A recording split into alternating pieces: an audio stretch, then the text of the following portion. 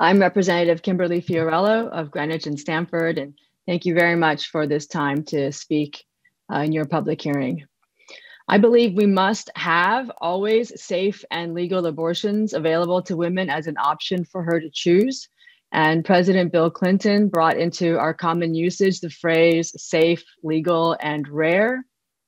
But he also said we have to remind the American people that being pro-choice is very different from being pro-abortion. In that sense, in America, under the umbrella of being pro-choice are the other pros: pro-abortion, pro-parenting, and pro-adoption. As much as we hear the pro-abortion message in our popular culture, the message of pro-parenting, giving birth and becoming a parent yourself, and pro-adoption, giving birth and helping others to become a parent, are just as persuasive to women, as empowering to women, beautiful and valid. And in our state today, there are 18 licensed family planning clinics supported by bigger organizations like Planned Parenthood and the National Abortion and Reproductive Rights Action League, and 25 pregnancy resource centers supported by groups like the National Institute of Family and Life Advocates and CareNet and Birthright. So I think we can celebrate that women in Connecticut clearly have choices. And in the time of COVID, especially, the services of both kinds of organizations were deemed essential. And we can be so grateful for the kind and loving help, licensed professional care, and peer support that many pregnant women in our state received at these dozens of centers during this incredibly distressing time of fear and uncertainty. But bills like SB 835 target specifically one kind of support for pregnant women, the pregnancy resource centers, that have come before this body before, and have come, legislation like this has been proposed elsewhere. So much so that it came before the US Supreme Court in June 2018. The Supreme Court struck down a California law as interfering with the free speech rights of pregnancy help centers to counsel women and offer alternatives to abortion. Fundamentally, in America, we are a country built on protecting individual rights, the freedom of speech, under which there is also the freedom of information that is so well exercised for the sake of transparency. These principles are upheld by organizations like Hopeline, which I visited in Stamford. This is a group that strives to give pregnant women all the information they need. When you need any kind of medical procedure, whether it be dental to something more invasive, you want to understand the ins and outs of that procedure and even consult second opinions. The process of discussing medical procedures and discussing options should not be diminished, but rather enhanced. In our country, we also have freedom of religion. Yes, many of these pregnancy resource centers are faith-based.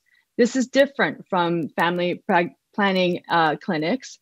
Pregnancy resource centers can take a religious angle on pregnancy and offer to pray with you as you contemplate your choices. And this is made clear in the limitation of services and the forms you fill out and sign in as you acknowledge that you are freely requesting these services. The faith-based approach appeals to some women and not to others, and we're free to agree to disagree and to choose. And to this end, nothing should stop a Planned Parenthood from opening up next to a Hopeline and vice versa, and nothing should hinder the free exchange of ideas. That's what free speech means. These centers fill a need. Everyone has different needs. There are religious and spiritual needs, and the ability to have a medical conversation with someone other than Planned Parenthood. Some might not like that. It might frustrate you, but they do meet the needs of many men and women. Free ultrasounds, free pregnancy tests, free diapers, free baby clothes, all voluntary and with private funds. I hope today, when this public hearing is concluded, that we can follow the lead of the US Supreme Court that found laws like this as a violation of freedom of speech, which we hold so vital.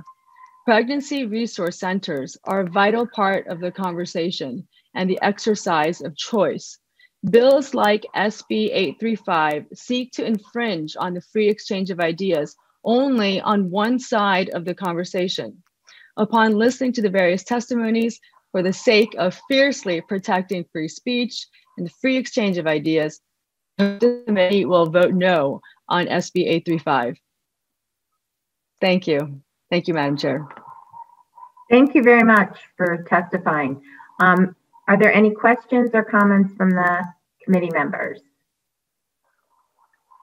Representative Pettit.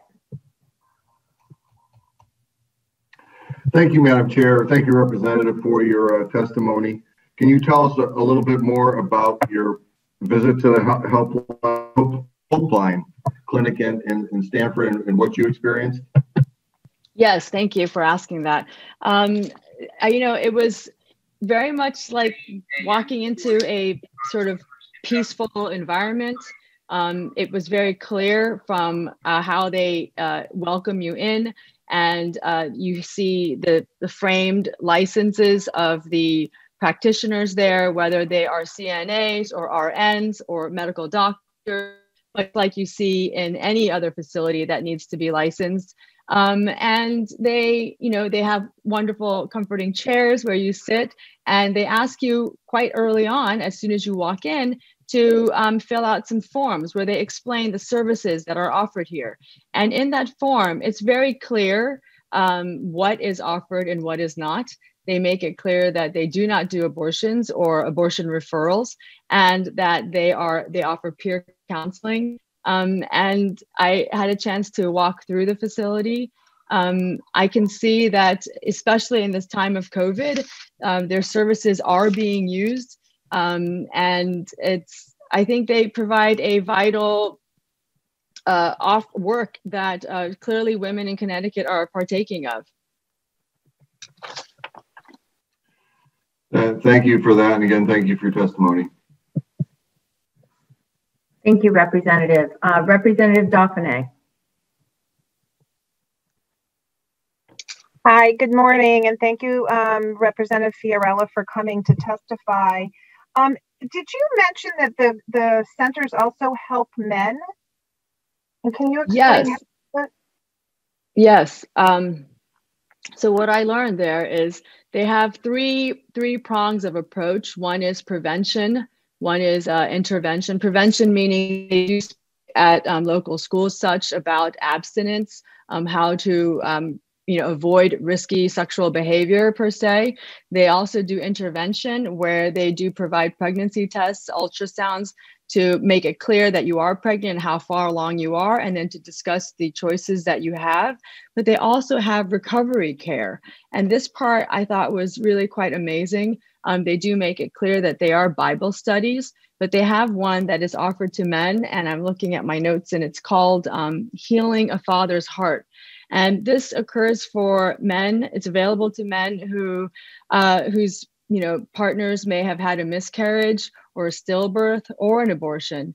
They have forgiven and set free for women who have had abortions but are having a spiritual need to deal with any sense of any difficult feelings they may be have about their decisions. They have another one called Path to Sexual Healing, which is a Bible study for people who have had traumatic experiences. And lastly, A Time to Heal, which is specific to pregnancy loss, stillbirth situations. And I found it amazing that they do really include the needs of men and how they are impacted during the time that a woman has an unplanned pregnancy. Thank you. Thank you for that answer. And was it clear to you what services are offered at Helpline? Was that made very clear? Yes, absolutely. There was nothing confusing. It's like I said in my testimony, there are options, and it's quite clear what the pregnancy centers offer that might and is different from what Planned Parenthood offers. And I think both bodies have a very valid role in the conversation of what women have as choices. So thank you. So you didn't get the sense that there was any deception going on? I did not. Okay, thank you very much.